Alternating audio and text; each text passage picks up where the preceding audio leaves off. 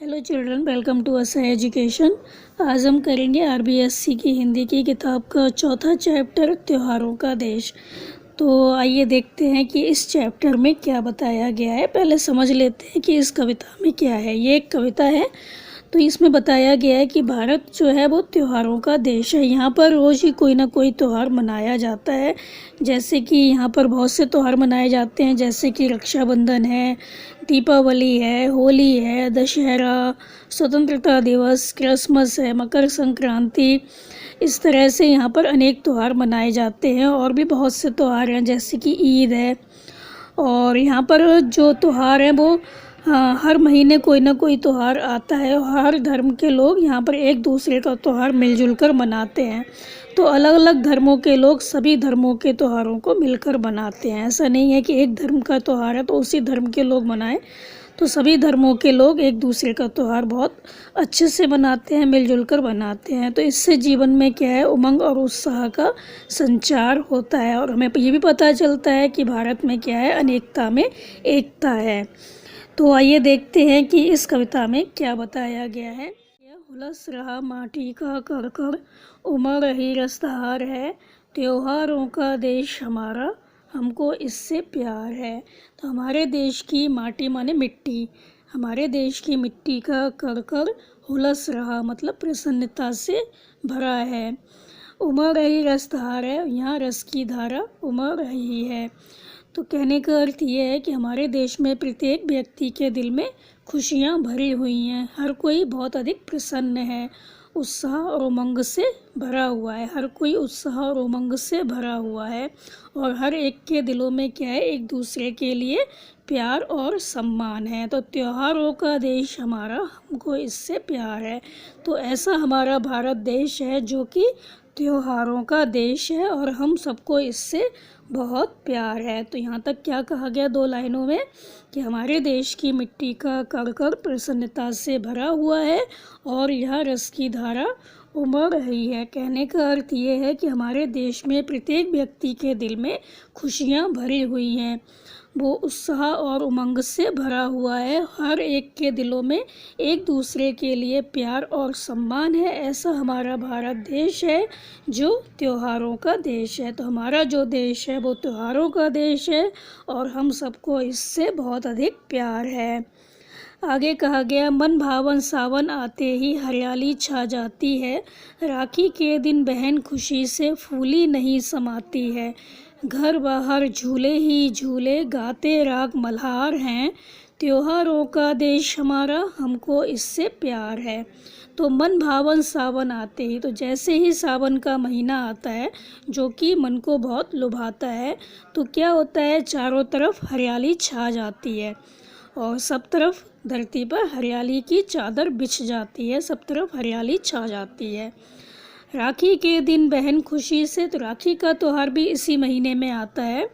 तो जो भाई बहन का जो प्रतीक है प्यार का, तो भाई बहन के प्यार के प्रतीक इस त्यौहार पर बहनें अपने भाई के राखी बांधकर क्या करती हैं, फूली नहीं समाती हैं, बहुत अधिक खुश होती हैं।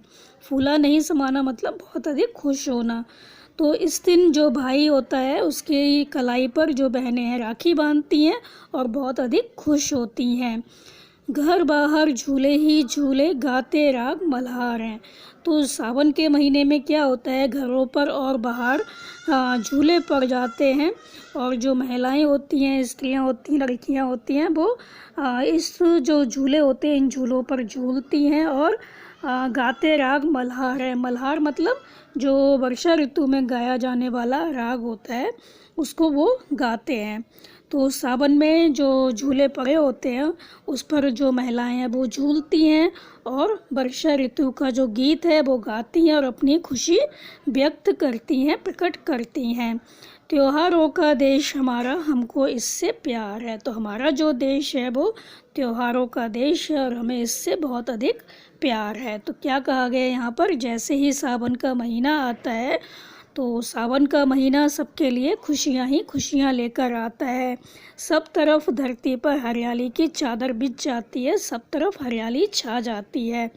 राखी का त्यौहार भी इसी महीने में आता है। तो भाई बहन जो है वो ये राखी का जो त्यौहार है वो भाई बहन के प्यार का प्रतीक है। जो बहन होती है वो भाई की कलाई पर राखी बांधती है। राखी के दिन बहन खुशी से फूली नहीं समाती है। तो इस दिन क्या होता है, जो बहन होती है बहुत अधिक खुश होती है, अपने भाई की राखी बांधती है कलाई पर। तो जो बहनें होती हैं अपने भाई की कलाई पर राखी बांधती हैं और बहुत अधिक प्रसन्न होती हैं। सावन में पेड़ों पर जो लगे झूले लगे होते हैं, उन पर जो महिलाएं हैं वो झूलती हैं और वर्षा ऋतु का गीत गाती हुई अपनी जो खुशियां हैं उसको प्रकट करती हैं। तो उमंग भरे त्योहारों के हमारे देश से हमें बहुत अधिक प्यार है। तो हमारा देश जो है वो त्योहारों का देश है और हमको इससे बहुत अधिक प्यार है। आगे कवि कहते हैं, आज़ादी के दिवस तिरंगा घर घर पर लहराता है, वीर शहीदों की गाथाएं हमको याद दिलाता है, मन भावों से भर जाता है, माँ की जय जयकार है, त्योहारों का देश हमारा हमको इससे प्यार है। तो आज़ादी के दिवस तिरंगा घर घर पर लहराता है। आज़ादी के दिवस मतलब स्वतंत्रता दिवस। तो कवि कहते हैं कि स्वतंत्रता दिवस पर हर घर में क्या होता है, तिरंगा झंडा फहराया जाता है। तो स्वतंत्रता दिवस पर हम सभी भारतीय हर घर या हर जगह तिरंगा झंडा फहराकर जो आज़ादी का पर्व है उसको मनाते हैं। वीर शहीदों की गाथाएं हमको याद दिलाता है।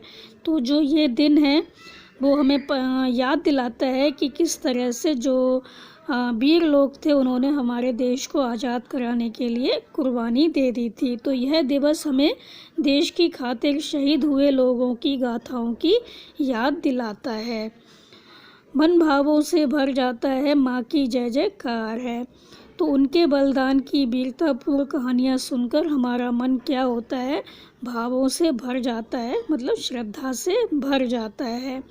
तो हम सभी भारत माता की जयकार कर क्या करते हैं, प्रसन्नता प्रकट करते हैं। माँ की जय जयकार है मतलब हम सभी भारत माता की जय जयकार करते हैं और प्रसन्नता प्रकट करते हैं।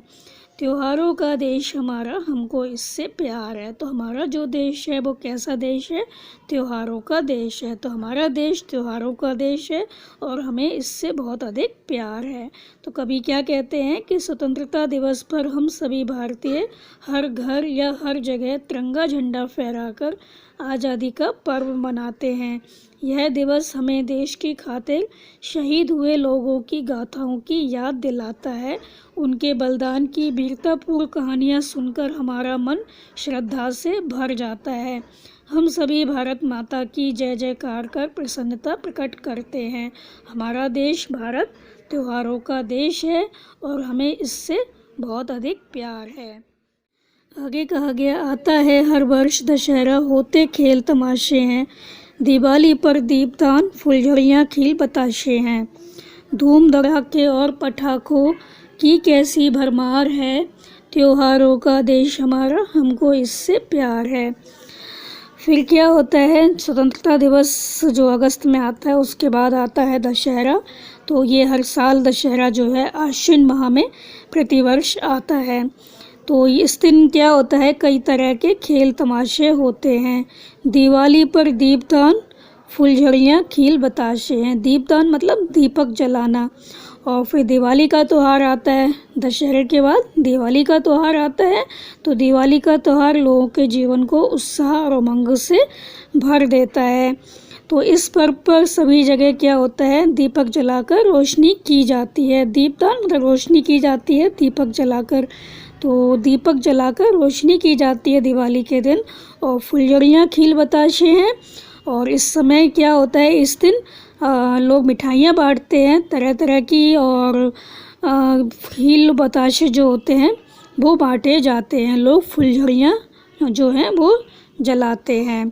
तो आतिशबाजी और पटाखे जलाकर लोग अपनी खुशियाँ जो हैं वो जाहिर करते हैं।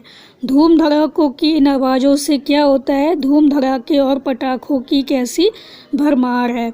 तो इस दिन बहुत अधिक जो पटाखे हैं वो जलाए जाते हैं, काफ़ी आवाज़ होती है। तो बहुत अधिक जो आवाज़ें होती हैं इस दिन काफ़ी पटाखों की आवाज़ें सुनाई देती हैं। तो धूम धड़ाकों की इन आवाज़ों से दिलों में खुशियों का संचार होता है। त्योहारों का देश हमारा, हमको इससे प्यार है। तो हमारा जो देश है वो त्योहारों का देश है और हमें इससे बहुत अधिक प्यार है। तो यहाँ पर क्या कहा गया कि हर साल जो दशहरे का त्यौहार है वो आता है और इस दिन खूब खेल तमाशे होते हैं। उसके बाद दिवाली आती है, इस दिन लोग दीपक जलाते हैं, फुलझड़ियाँ हैं वो चलाते हैं, पटाखे जलाते हैं, खील बताशे हैं वो बांटे जाते हैं और पटाखों की आवाज़ जो है वो हम सुन सकते हैं। धूम धड़ाकों की इन आवाज़ों से दिलों में खुशियों का संचार होता है। तो बहुत अधिक जो पटाखों की आवाज़ होती है उससे हम बहुत अधिक प्रसन्न होते हैं, बच्चे बहुत खुश होते हैं। और जो हमारा ये त्यौहार है वो कैसा है, बहुत खुशियों वाला त्यौहार है। हमारा देश जो है वो त्योहारों से भरा हुआ है। तो त्योहारों का देश हमारा जो देश है वो त्योहारों का देश है और हमें इससे बहुत अधिक प्यार है। फिर आगे कहा गया भाईचारे का संदेशा ले ईद मुबारक आती है। उसके बाद क्या होता है, आपस में भाईचारे का संदेश देता हुआ ईद का पर्व आता है। ले ईद मुबारक आती है, मीठी खीर सिवैयाँ सबके मन को भाती है। इस दिन लोग अपने घरों में क्या करते हैं, जो मीठी सिवैयाँ होती हैं, खीर होती हैं वो बनाते हैं। तो आपस में भाईचारे का संदेश देता हुआ ईद का पर्व आता है। इस दिन लोग अपने घरों में विशेष रूप से खीर और सिवैयाँ बनाते हैं, सबके मन को भाती हैं। और जो ये खीर और सिवैयाँ होती हैं सबको बहुत अधिक अच्छी लगती हैं, सबके मन को भाती हैं, मतलब सबको बहुत अच्छी लगती हैं। तो सब लोग आपस में क्या करते हैं, गले मिलते हैं और एक दूसरे को ईद मुबारक कहते हैं। तो ये त्यौहार आपसी भाईचारे को बढ़ाने वाला है। तो इसमें क्या बताया गया कि आपस में भाईचारे का संदेश देता हुआ ईद का पर्व आता है। इस दिन लोग अपने घरों में विशेष रूप से खीर और सिवैयाँ बनाते हैं जो सबको बहुत अच्छी लगती है। सब लोग आपस में गले मिलकर ईद मुबारक कहते हैं। ये त्यौहार आपसी भाईचारे को बढ़ाने वाला होता है। आगे कहा गया खेल खिलौने पाते बच्चे क्रिसमस के उपहार हैं, त्योहारों का देश हमारा, हमको इससे प्यार है। फिर क्या होता है, ईद के बाद अगला जो महीना आता है दिसंबर का महीना, 25 दिसंबर, उस दिन क्या होता है, क्रिसमस का त्यौहार मनाया जाता है। तो इसके बाद आता है क्रिसमस का त्यौहार। तो खेल खिलौने पाते बच्चे क्रिसमस के उपहार हैं। तो बच्चों को बड़ों से तथा जो सांता क्लॉज हैं उनसे उपहार क्या होता है, उपहार में खेल खिलौने मिलते हैं। तो सब लोग इस त्यौहार को बहुत प्रसन्नतापूर्वक मनाते हैं और त्योहारों के ऐसे हमारे देश से हमें बहुत अधिक प्यार है। तो हमारा जो देश है वो त्योहारों का देश है और इस त्योहारों के देश से हमें बहुत अधिक प्यार है। तो इसके बाद आता है क्रिसमस का त्यौहार। बच्चों को बड़ों से तथा सांता से उपहार में खेल खिलौने मिलते हैं। सब लोग इस त्यौहार पर बहुत प्रसन्न रहते हैं। त्योहारों के ऐसे हमारे देश से हमें बहुत प्यार है। फिर आगे कहा गया लोकतंत्र की झांकी ले 26 जनवरी आती है, बासंती फूलों की खुशबू झोली में भर जाती है। फिर उसके बाद आता है 26 जनवरी का त्यौहार, मतलब 26 जनवरी गणतंत्र दिवस। तो 26 जनवरी को हमारे लोकतंत्र का उत्सव गणतंत्र दिवस राष्ट्रीय पर्व के रूप में अत्यंत हर्ष और उल्लास के साथ मनाया जाता है। बासंती फूलों की खुशबू, बसंत ऋतु में सारी जो प्रकृति होती है अपना श्रृंगार करती है, सब तरफ हमें फूलों की खुशबू आती है। तो जो बासंती फूलों की खुशबू झोली में भर जाती है। तो बसंत ऋतु में क्या होता है, फूल खिल जाते हैं और जो खुशबू होती है वो चारों तरफ फैल जाती है। होली में डफ ढोल मंजीरे रंगों की बौछार है और त्योहारों का देश हमारा, हमको इससे प्यार है। फिर उसके बाद क्या होता है, होली आती है और होली में क्या होता है, लोग ढोल है मंजीरे हैं ये सब बजाते हैं और फिर जो लोग हैं वो रंगों की बौछार करते हैं, मतलब एक दूसरे पर रंग डालते हैं, गुलाल लगाकर ये त्यौहार मनाया जाता है। एक दूसरे के ऊपर रंग डालते हैं, गुलाल लगाते हैं, गले मिलते हैं। तो त्योहारों का जो ये देश है उससे हमें बहुत अधिक प्यार है। तो इसमें क्या बताया गया कि 26 जनवरी को हमारे लोकतंत्र का उत्सव गणतंत्र दिवस राष्ट्रीय पर्व के रूप में अत्यंत हर्ष और उल्लास के साथ मनाया जाता है। बसंत ऋतु में सारी प्रकृति अपना श्रृंगार करती है, हर तरफ रंग बिरंगे फूल खिले होते हैं और उनकी खुशबू से वातावरण महक उठता है। उसके बाद होली आती है। फागुन के महीने में होली का त्यौहार आता है। रंगों के इस त्यौहार में हर तरफ मस्ती का माहौल रहता है और लोग ढोल मंजीरे ये सब बजाते हैं, डफ ढोल और मंजीरे बजाते हैं, नाचते गाते हैं, बहुत खुश होते हैं, एक दूसरे के रंग गुलाल लगाकर गले मिलते हैं। हमारा देश जो है त्योहारों का जो देश है और जो त्योहारों का ये देश है हमारा, हमको इससे बहुत अधिक प्यार है। तो जो यहाँ पर शब्द आया है डफ, डफ माने क्या होता है? डफ भी एक वाद्य यंत्र होता है गोलाकार, उसके ऊपर क्या होता है, चमड़ा लगा होता है और ये भी बजाने के काम आता है, मतलब ये भी एक वाद्य यंत्र है। तो यहाँ पर हमारा जो चैप्टर है वो ख़त्म हो गया और इस चैप्टर में यही बताया गया है कि भारत में कौन कौन से त्यौहार होते हैं और कौन से त्यौहार के बाद कौन सा त्यौहार आता है। तो बच्चों आप इस चैप्टर को अच्छे से समझकर याद कर लीजिए और हमारे चैनल ऐसे एजुकेशन को लाइक कीजिए, सब्सक्राइब कीजिए और शेयर करना मत भूलिए। Thank you.